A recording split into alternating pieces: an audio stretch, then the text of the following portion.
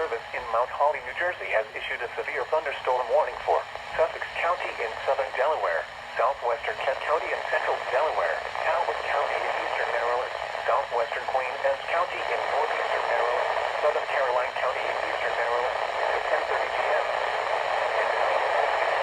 Severe thunderstorms were located along a line extending from near Smithville to Talbot, moving east at 45 miles per hour. Hazard, 60 miles per hour with gusts and quarter-size hail.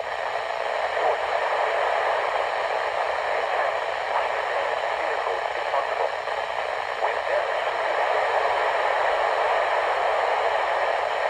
Locations impacted include Easton, Georgetown, Talbot, Milford, Seaford, Denton, Millsboro, Laurel, Harrington, Romancoke, Lewis, Federalsburg, Milton, Bridgettville, Trapp, St. Michael's, Jacksboro, Essex, Sharptown, and Millville.